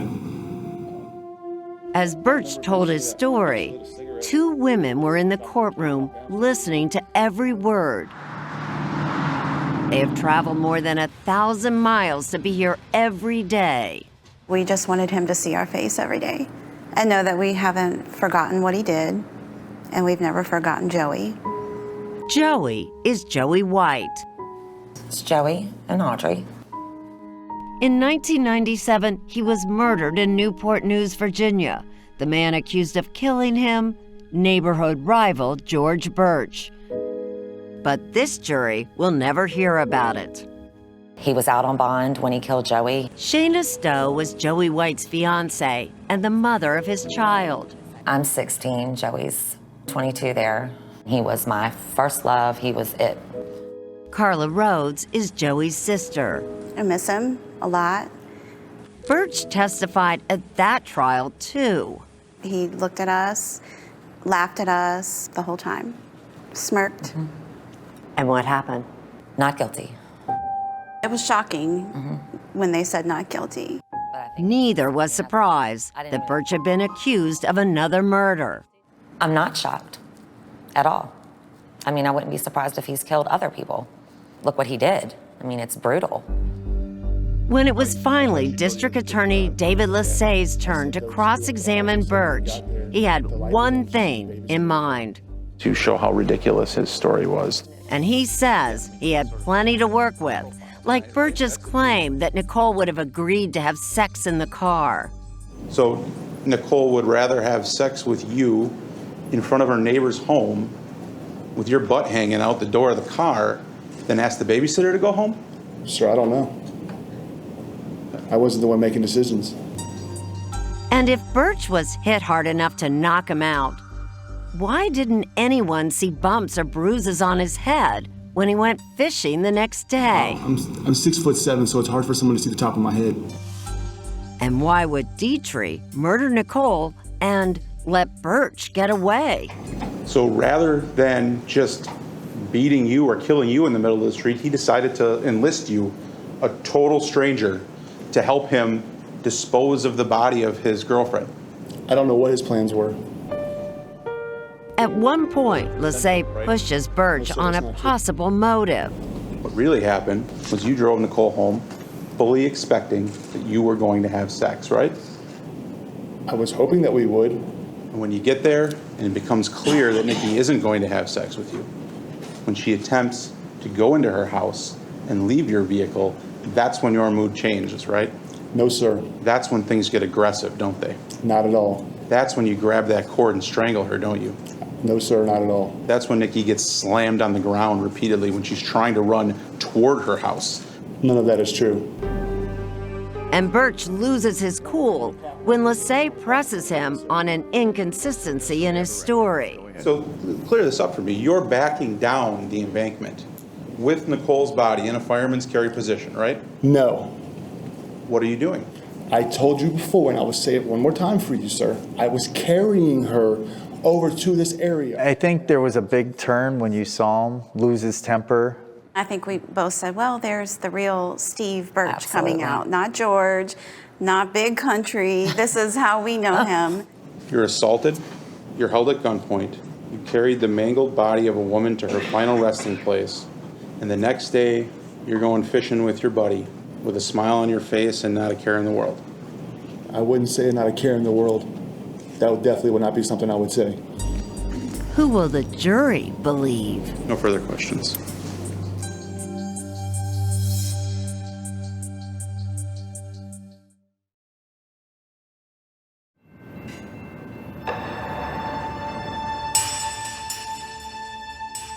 Morning, everyone. Be seated. Does the state have any rebuttal witnesses? The prosecution got one last chance to present witnesses to rebut the story George Birch told the jury. During George Birch's testimony, he specifically said, if I recall, that they were having sex, her pants were off already at that point. So during the rebuttal, we brought those pants to enter into evidence and make sure they were viewed. If she had been disrobed in her car, how do those clothes get not just bloody, but dirty and hairy? Those clothes are filthy and they're demonstrative of being worn during a struggle. Carefully and respectfully, Sergeants Brian Slinger and Rick Lopnow unwrapped and displayed the pants that Nicole wore the night she died, found blood-soaked and muddy on the highway. It goes to George's credibility, which is zero, that this was not a consensual act. She fought, escaped the vehicle. He bludgeoned her, strangled her, and with her clothes on, and then transported her body to the scene. His story was a lie. He disrobed her at the scene and forgot her socks. And then the final arguments. Go right ahead. Thank you. The prosecution reminded jurors of the weight of evidence against George Birch. Whose DNA is on her sock? Who's with Nikki at the 4 key areas of Brown County?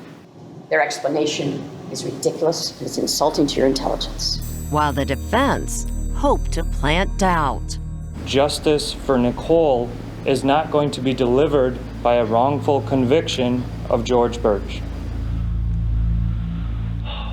Doug Dietrich had the motive, the opportunity, and the connection to this crime. The man that met this woman in a bar and admitted by his own account to dumping her body in that field looks like this the next day. Who does that? Ladies and gentlemen, the bailiffs will escort you to the jury room. Good luck. What was the feeling in the courtroom as the case went to the jury? It was very tense. And I was surprised that I think 45 minutes later, I mean, not even an hour later, the jury had a question. The jury asked to see the bloody wire used to strangle Nicole, as well as cords found in Doug Dietrich's garage, to see if they were possibly a match. You know, the fact that they're thinking about that is telling me, okay, are they actually believing George Birch's story here? It really made me wonder where this was gonna go. After a 9-day trial and more than 50 witnesses, the jury took just over 3 hours to reach a verdict. I just had this horrible feeling it was coming back not guilty. It just was really hard. I could not breathe. And you could feel everybody was like shaking. We, the jury, find the defendant, George Stephen Birch, guilty of first-degree intentional homicide, is charged in the information. It is signed by our foreperson and dated this first day of March, 2018. Everybody was just like, oh my God, thank God he was guilty, thank God. What sticks out in my mind was the gas, hearing that from the family and knowing the relief that they had at that moment. That'll stick with me. In a good way, right? Absolutely. I know Joey was there for this. It's just 20 years later. It was his 20-year anniversary of his death in October. It's just, try not to get upset. Could you see Doug Dietrich? Doug Dietrich, I think, was relieved. Doug Dietrich was holding his mother. Doug wasn't even on trial in this case, but he was finally free of any suspicion. Doug, what's your reaction? So what you found from this case is that this technology can do more than connect someone to a crime. It can actually exonerate a person. Absolutely, yeah. I feel bad that he sat in jail for 18, 19 days. I mean, technology is very important, and our goal is to exonerate people just as it is to find them guilty. If we didn't have these Google data locations on George's phone, if we didn't have the Fitbit, would it be Doug Dietrich sitting in prison as opposed to George Birch?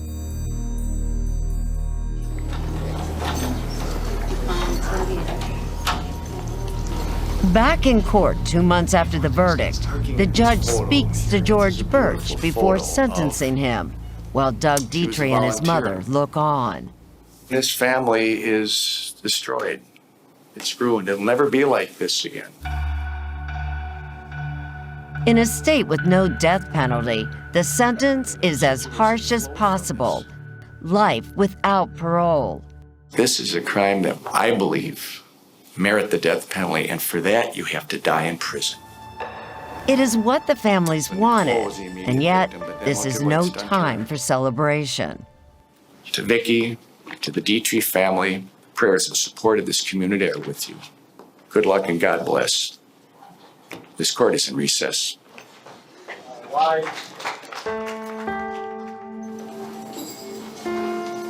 The only comfort for Nicole's family is that George Birch can never destroy lives again.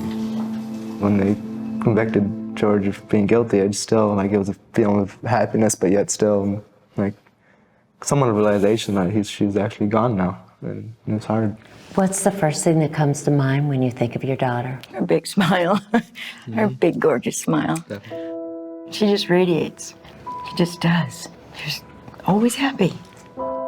What do you all tell her children? Nicole is looking over them all the time, and that she loves them, and she'll see them again. And every night, I know Tyler and Michaela always say a prayer and talk to their mom and say goodnight. We gained an angel. We lost a breath of fresh air. The memory lives on through the stories we share, things we never forget, and she's okay. She's okay. I love you. She had a passion for life, for living. She had good morals. What more can a mom ask for?